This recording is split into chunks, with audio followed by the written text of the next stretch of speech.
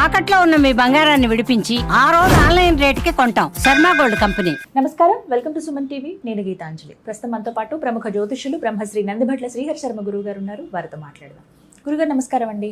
వాగర్థావివ సంపృక్తౌ వాగర్థ ప్రతిపత్తయే జగతః పితరౌ వందే పార్వతీ పరమేశ్వరౌ. ఆదిత్యాయ చ సోమాయ మంగళాయ బుధాయ చ గురుశుక్ర శనిభ్యశ్చ రాహవే కేతవే నమః. శృంగేరి జగద్గురు పీఠాధిపతులకి, కంచి పీఠాధిపతులకి నమస్కారములు తెలియజేసుకుంటూ కార్యక్రమాన్ని ప్రారంభిద్దాం. గురుగారు 2 నెలలు అయిందనుకుంటా మనం మాట్లాడి.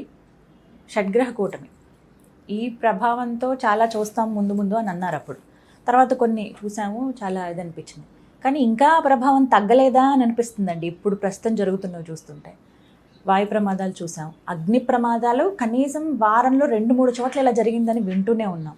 భూకంపాలు చూస్తూ ఉన్నాము.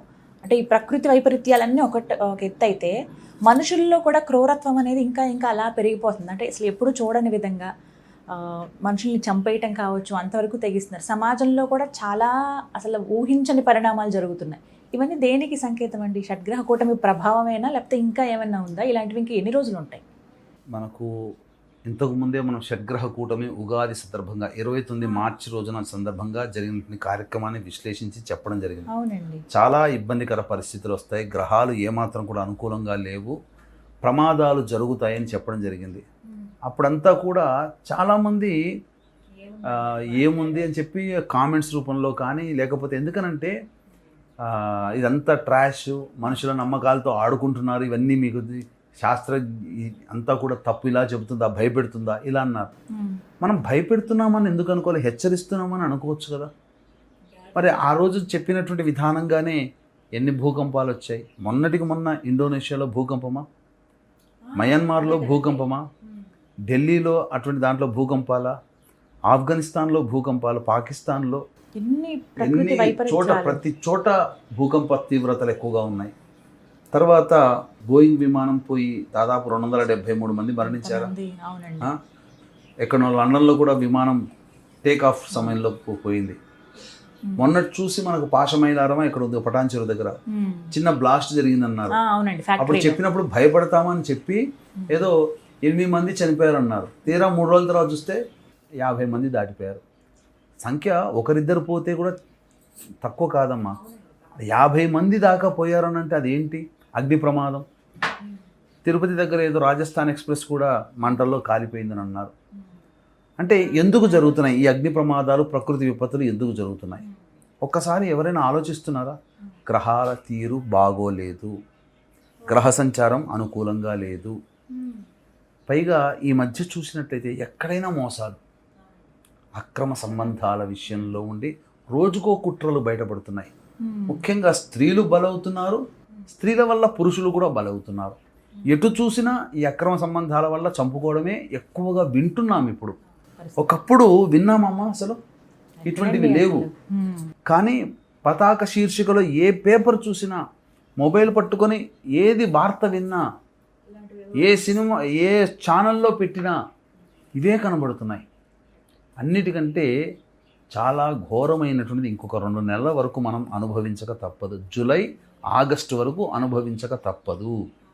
ఎందుకనంటే కుజకేతుల యొక్క కలయిక ఈ నెల 28వ తారీఖు వరకు ఉంది. జూలై నెల ఇది పిశాచ యోగం. తప్పదమ్మా, ఇటువంటి మోసాలు, ఇబ్బందికర పరిస్థితులు, ప్రకృతి విపత్తులు ఉంటాయి, సందేహమే లేదు. శుక్రుడు వృషభ రాశిలో ఉన్నాడు. చాలామంది శుక్రుడికి స్వక్షేత్రం కదా అనుకుంటారు, కానీ స్త్రీలే ఎక్కువగా బలైపోతారు. స్త్రీలు బలైపోయిన సందర్భంలో జరిగినటువంటి అక్రమాలు ఇవన్నీ కూడా మీకు కనబడతాయి. కర్ణాటకలో ఏదో దేవాలయంలో కూడా 100 మంది అమ్మాయిల యొక్క శవాలు ఒక స్థలంలో పాతిపెట్టి ఉన్నాయట. అది ఈ మధ్య ఎందుకు బయటపడాలి? శుక్రుడు వృషభ రాశిలో సంచారం చేస్తుండగానే బయటపడ్డాయి. కాబట్టి వీక్షించేటువంటి ప్రేక్షకుల్లో కూడా కూతుర్లు కానీ ఎవరైనా మహిళామణులు ఎవరున్నా జాగ్రత్త ఉండండి. మోసాల పేరిట మిమ్మల్ని నయవంచనకి గురి చేసే అవకాశం ఈ వృషభ రాశిలో శుక్రుడు సంచారం చేస్తున్నంత వరకు, కనుక 27వ తారీఖు జూలై వరకు ఉంటుంది. స్త్రీలు అతి కామంతో వ్యవహరించడం కానీ, తద్వారా ఇబ్బందికర పరిస్థితులు అనేటువంటివి ఉంటాయి. పురుషుడి కామానికి స్త్రీలు బలయ్యేటువంటి సందర్భాలు గోచరం అవుతుంటుంటాయి. ఇలా చాలా ఇబ్బందికర పరిస్థితులమ్మా. ఒకటా రెండా అని చెప్పడానికి లేదు. ప్రకృతి విపత్తులు తప్పవు. ఈ జూలై మాసంలో అలాగే ఉంటుంది, ఆగస్టు మాసంలో అలాగే ఉంటుంది. రాజకీయ పరంగా కూడా అలజడులు వస్తాయి. మరి ఎన్నడూ లేనటువంటి నరేంద్ర మోడీ చర్చ ఇప్పుడే రావడం ఏంటి? రిటైర్మెంట్ అయిపోతున్నాడు, వేరే అంటే రాజకీయంగా అలజడి అన్ని రకాలుగా, ఒకటి రెండని కాదు. ముఖ్యంగా మోసాలు ఎక్కువగా జరుగుతాయి, ఆన్లైన్ మోసాలు ఎక్కువగా జరుగుతాయి. ఆకర్షణీయమైనటువంటి ప్రకటనలకి లోబడి మనుషులు డబ్బు పెట్టడం, తర్వాత ఇవన్నీ జరుగుతాయమ్మా. అది భూ సంబంధంగా కావచ్చు. ఒక పెట్టుబడి పెడితే సంవత్సరంలో డబ్బులు అవుతుందని ఆశ చూపడం వల్ల పెట్టుబడులు పెట్టి నష్టపోతారు. కాబట్టి ఇటువంటి మోసపూరితమైనటువంటి ఆకర్షించుకునే విధానంగా ఉండే పథకాలకి లోను కాకండి. ఇది మాత్రం చెప్పవచ్చమ్మా. కాబట్టి ప్రకృతి విపత్తుల గ్రహ సంచారం అంత అనుకూలంగా లేదమ్మా. కాబట్టి ఈ సంబంధించినటువంటి జూలై మాసం, ఆగస్టు మాసంలో వరకు కూడా ఇలాంటి ప్రమాదాలు చూడక తప్పదమ్మా. ఈ 2 మాసాలు ఆందోళన కార్యక్రమాలు అధికంగా ఉంటాయి. అంటే ఏం చేయాలండి వీటికి? ఏమన్నా యుద్ధ భయాలు ఉంటాయమ్మా, యుద్ధ భయాలు కూడా ఉంటాయి. మీరు గమనించుకుంటే ఇప్పుడు తైవాన్ సంబంధించినటువంటి విధానంలో చైనా, రష్యాలన్నీ ఒక ఎత్తు, అమెరికా ఇంకొక నాటో దళాలు ఒక ఎత్తుగా తయారవుతున్నాయి. ఇప్పుడు మీరు అనేక దేశాలతో యుద్ధ భయాందోళనలు ఉంటాయి. తప్పదమ్మా. ఇంకా 2 నెలలు అండి, ఇంకా 2 నెలల వరకు తప్పదు. ఆగస్టు వరకు తప్పదు. ఆగస్టు ఇంకా చెప్పాలి అని అంటే ఈ భూకంప తీవ్రతలు అనేటువంటివి 13 సెప్టెంబర్ వరకు శని కుజులు పరస్పర వీక్షణ చేసుకుంటున్నారు. ఇది చాలా ప్రమాదకరమైనటువంటి పరిస్థితి. ముఖ్యంగా భారతదేశము ఈ సంబంధించినటువంటి కన్యా రాశి కూడా అని చెప్తారంటే, నవీన శాస్త్రజ్ఞులేమో వృషభ లగ్నం అని చెప్తారు, ప్రాచీన శాస్త్రజ్ఞులేమో ఈ సంబంధించినటువంటి మకరం అని చెప్తారు. కానీ కొంతమంది ప్రకారం కన్యా రాశి కూడా సంబంధించింది, మీనరాశికి సంబంధించినటువంటిది అమెరికా. కాబట్టి ఇక్కడ ఈ అమెరికా మరియు భారతదేశానికి సంబంధించిన ఏదో విపత్తులు అయితే కనబడుతున్నాయమ్మా.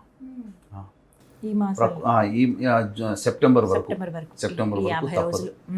ఇంకా జూలై, ఆగస్టు ఇంకా పెరిగితే 13 సెప్టెంబర్ వరకు తప్పవమ్మా. 13 జూలై నుంచి మీరు గమనించుకుంటే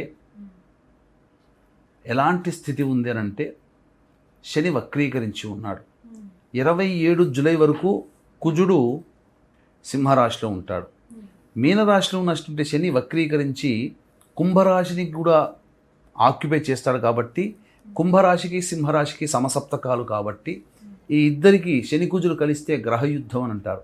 అందుకనే మీకు చూస్తే ఇప్పటి నుంచి ప్రారంభమైనటువంటి గ్రహయుద్ధ భయం జూలై 13వ తారీఖు నుంచి గుర్తుపెట్టుకోండి. జూలై 13వ తారీఖు నుంచి ప్రారంభమైనటువంటి గ్రహయుద్ధ వాతావరణ భయము 13 సెప్టెంబర్ వరకు ఉంటుంది. కుజుడు తులారాశిలో మారేంత వరకు తప్పదు ఈ భయాందోళనలు. అప్పుడే సన్నగిల్లుతాయి, అప్పుడే ఉంటాయి. ఏం చేయాలండి? ఏమైనా పరిహారంలాగా ఏమైనా చేయొచ్చా?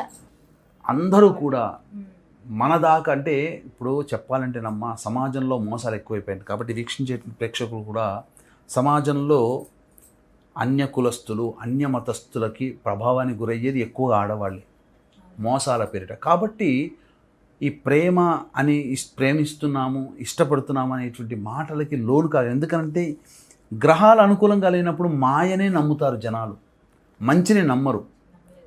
కాబట్టి మీ పిల్లల్ని జాగ్రత్త పెట్టుకునే బాధ్యత మీదే. ఈ 2 నెలల్లో చూడండి, ప్రేమ వివాహాలు, కులాంతర మతాంతర వివాహాలకు సంబంధించినటువంటి చర్చలు ఎక్కువగా జరుగుతాయి. రాసి పెట్టుకోండి ఖచ్చితంగా. ఎందుకనంటే సమాజంలో ఇలాంటి అలజడులకి కారణం ఈ గ్రహాల యొక్క స్థితిగతులు. మోసాలు జరుగుతాయి, ఆన్లైన్ మోసాలు జరుగుతాయి. పెట్టుబడులు పెడితే ఇలా అని చెప్పి సంబంధించినటువంటి డబ్బంతా నష్టపోవడం కానీ ఇవన్నీ జరుగుతాయి. అలాగే అక్రమ సంబంధాల వల్ల హత్యలు ఎక్కువగా జరుగుతాయి ఈ 2 నెలల్లో. వాహన ప్రమాదాలు ఎక్కువగా జరుగుతాయి. భూ సంబంధముగా భూ ప్రకంపనలు, భూకంపాలు ఎక్కువగా ఉంటాయి. అలాగే ప్రకృతి విపత్తులు కూడా ఎక్కువగానే ఉంటాయి, మావేవి తక్కువగా ఉండవు. కాబట్టి సమయం అనుకూలంగా లేదు. మీకు బంగా గారు చెప్పినట్టు 13 జూలైతో ఏదో అన్నప్పుడు మొత్తము 180 సార్లు భూమి కంపించిందమ్మా జపాన్లో. ఆయన చెప్పిన డేట్, ఆ అమ్మాయి చెప్పిన డేట్కి. మరి జపాన్లో భూకంప వాతావరణాలు, భూకంపం వస్తే చాలు సునామీ హెచ్చరికలు అనేటువంటిది ఫస్ట్ పెట్టుకుంటున్నారు ఏ దేశంలోనైనా కానీ. కాబట్టి ఇది సమయం మరి అంతకుముందు గత కొన్ని సంవత్సరాల్లో లేవు కదా, ప్రకృతి విపత్తులు ఇంతగా లేవు కదమ్మా. మరి అసలు చెప్పాలంటే విచిత్రం ఏందనంటే ఆ మార్చి నెలల్లో గ్రహణాలు వచ్చాయి. సూర్యగ్రహణం, చంద్రగ్రహణం పాల్గొన మాసంలో ఒకే నెలలో రాకూడదు. మన భారతదేశానికి గ్రహణం కనిపించట్లేదు, మన దానికి ఏం కాదులే అని చెప్పి కొట్టి పారేశారు. అప్పుడే చెప్పడం జరిగింది, ఖచ్చితంగా గ్రహణాలు ఒకే నెలలో 2 వచ్చాయి అని అంటే ఖచ్చితంగా ఏదో ప్రకృతి విపత్తులు అనేటువంటివి ఉంటాయి, దగ్గర పెట్టుకోండి, రాసి పెట్టుకోండి. మన దానికి లేదు అని చెప్పి మాత్రం అనుకోకండి. ఎక్కడ జరిగినా ఆ నియమాలు పాటించండి. అంటే ఏంటి, స్నానం ఆచరించాల్సిన, పట్టు విడుపు నియమాలు ఆచరించాల్సిన అవసరం లేదు, కానీ ఆ దేవతారాధన చేయమని మనం చెప్పడం జరిగింది. అప్పుడు అందరూ కూడా పిచ్చివాడ, మనకెందుకు వస్తుంది, మనకు లేని సంబంధించినటువంటి ఇది ఎందుకు మనకు వస్తుందా, మన భారతదేశానికి ఏం కాదు, అక్కడ అమెరికాలో వాళ్ళకి తగులుతాయి లేని. మరి ఎఫెక్ట్ అయింది మన భారతదేశమే కదా.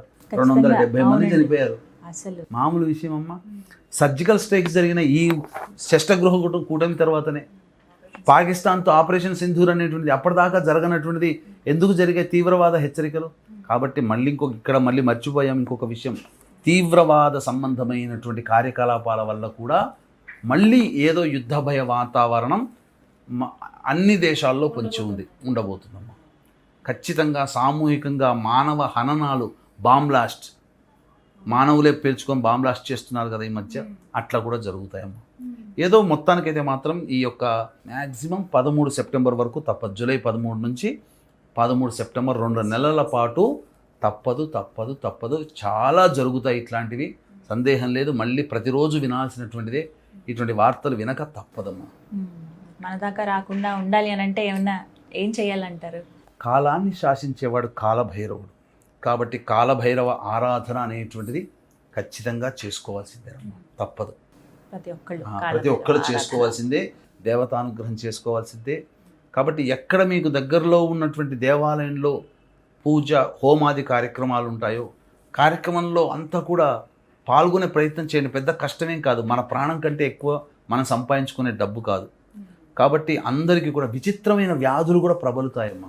విన్నానండి, మళ్ళీ ఏదో వైరస్ వస్తుంది, విచిత్రమైన వ్యాధులు ప్రబలుతాయి. ఈ యొక్క సమయం 13 జూలై నుంచి 13 సెప్టెంబర్ వరకు పడిన బీజము ఆ సమయంలోనైనా ఉంటుంది, లేదా ఈ తదనంతరం డిసెంబర్ నెలలో, జనవరి నెలలో వచ్చే వ్యాధులకి మూల కారణం కేంద్రం ఈ జూలై, ఆగస్టు, సెప్టెంబర్లలో పడుతుంది. అది కాబట్టి కాలభైరవ ఆరాధన, మృత్యుంజయుని యొక్క ఆరాధన, ఈశ్వరారాధన చెయ్యాలి. కాబట్టి అవకాశం ఉంటే మీకు దగ్గరలోని అన్ని దేవాలయాల్లో ప్రతినిత్యము ఈ దైవశక్తి కనుక ఉంటే రక్షింపబడతామమ్మా. అందుకనే మన పీఠమాధ్వర్యంలో ప్రతి నెల జరుగుతుంది. శ్రావణ పౌర్ణమి రోజున జరుగుతాయి, భాద్రపద పౌర్ణమి మళ్ళీ ఒక గ్రహణం ఉంది భాద్రపద పౌర్ణమి నాడు. ఆ భాద్రపద పౌర్ణమి సందర్భంగా హోమాలు జరుగుతాయి, ఆశ్వీజ పౌర్ణమి సందర్భంగా హోమాలు. కాబట్టి అవకాశం ఉంటే మన పీఠమాధ్వర్యంలో జరిగే శ్రావణ మాసం, భాద్రపద మాసం పౌర్ణమి తిథిలో జరిగే కార్యక్రమాల్లో పాల్గొనవచ్చు.